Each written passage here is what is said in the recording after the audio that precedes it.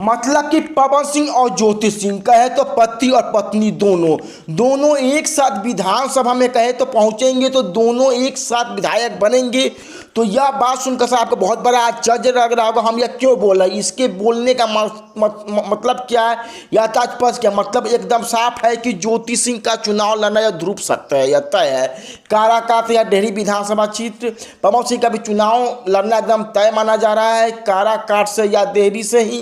अब काराकाट पवन सिंह की पहली पसंद है, कहे तो काराकाट विधानसभा सीट से भारतीय जनता पार्टी का टिकट उनको मिलेगा, वह चुनाव लड़ेंगे। और कहे तो पवन सिंह ने आप मान लीजिए बीजेपी को वापस से वह ज्वाइन कर लिया है, आधिकारिक तौर पे बस इसका ऐलान बाकी है करना। पवन सिंह ने कहे तो जब दिल्ली में बीजेपी जीती एक पोस्ट किया था, उस पोस्ट में बाकायदा शुभकामना दिया उन्होंने, बीजेपी का झंडा वगैरह सब कुछ लगा हुआ था। और पवन सिंह का वह पोस्ट जब उन्होंने देखा तो कई लोगों ने वापस बीजेपी में आप चले गए क्या। हमने सोचा कि पति और पत्नी कैसे दोनों अपनी अपनी ज़मीन तैयार कर रहे हैं और हो ना हो कहे तो सब कुछ ठीक ठाक रहा, तो पवन सिंह और ज्योति सिंह कहे तो पति और पत्नी दोनों, जिनको शायद किस्मत ने अलग अलग करके रख दिया अभी तक, लेकिन विधानसभा दोनों एक ही साथ पहुंचेंगे। हम आपको सब कुछ बताएंगे और समझाएंगे, उससे पहले नमस्कार स्वीकार कीजिएगा। नमस्कार, मैं कुणाल किशोर। अब आइए पूरी खबर। पटना में ज्योति सिंह का एक मीटिंग होता है। पटना में ज्योति सिंह की मीटिंग बड़े बड़े नेताओं के साथ होती है। कहा जा रहा है कि जनता दल यूनाइटेड के नेताओं के साथ मीटिंग होती है उनकी, और उन पार्टियों से कंटेक्ट में है, कई सारे पार्टियों देखिए जेडीयू उनकी पहली पसंद है और जेडीयू की पहली पसंद भी ज्योति सिंह है। विधानसभा सीट कौन सा होगा, डेहरी और काराकाट, इन दोनों को लेकर कन्फ्यूजन है। मतलब कि या काराकाट में कन्फर्म हो सकता है, डेहरी भी कन्फर्म हो सकता है। एक बार आप समझ लीजिएगा, पवन सिंह अगर बीजेपी से काराकाट से उम्मीदवार बना दिए जाते हैं तो जनता दल यूनाइटेड वहां से चुनाव नहीं लड़ेगी, और ऐसे परिस्थिति में कहे तो ज्योति सिंह डेहरी से जेडीयू उतार देगी। और इसीलिए हमने कहा कि पति और पत्नी दोनों, भले ही कहे तो व्यक्तिगत जीवन में कहे तो पति पत्नी हो, इसके बावजूद भी उनके बीच कुछ भी अच्छा नहीं हो रहा है कि विधानसभा शायद दोनों एक साथ पहुंचेंगे।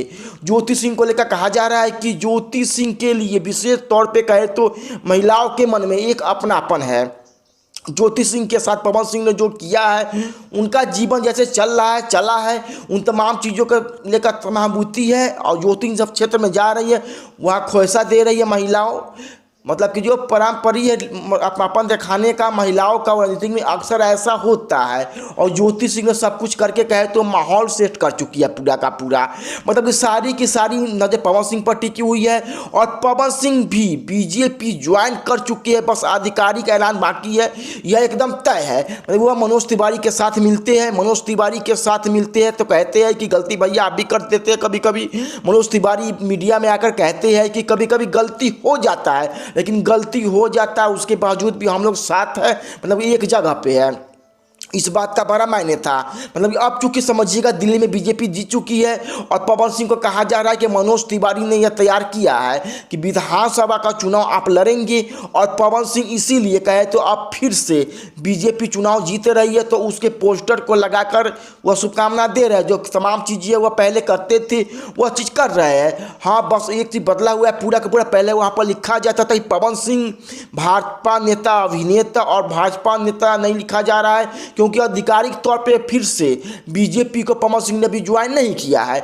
मतलब कि लेकिन पवन सिंह और ज्योति सिंह का क्षेत्र जो होगा विधानसभा का, अगर जेडीयू अगर बीजेपी दोनों एनडीए का हिस्सा होते चुनाव लड़ते हैं तो कहा जा रहा है कि एक दूसरे के अगल बगल का ही सीट होगा।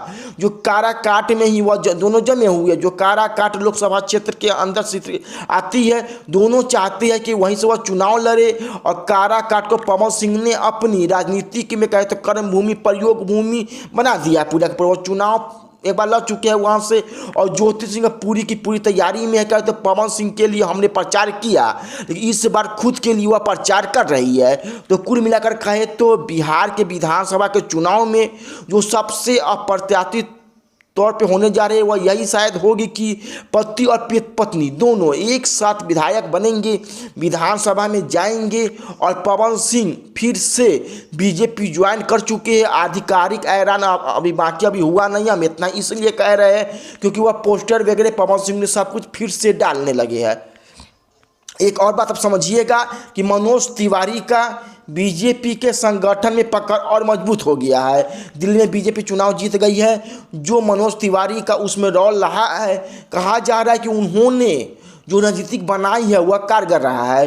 पूर्वांचल के सीटों पर बीजेपी को फायदा हुआ है और मनोज तिवारी कहा जा रहा है कि इसके लिए बीजेपी क्रेडिट दे रही है। बीजेपी यानी कि मनोज तिवारी जो मेहनत किया उसका फल मिला, जाहिर सी बीजेपी क्रेडिट देगी। मनोज तिवारी का संगठन में ढाट बनेगा और जब ढाट बनेगा तो आगे चुनाव बिहार का आने वाला है, तो टिकट बंटवारे में मनोज तिवारी की उतनी ही चलेगी कि पवन सिंह, या 1-2 सीटों पर मनोज तिवारी अपनी बात मनवा सकते हैं। हाईकमान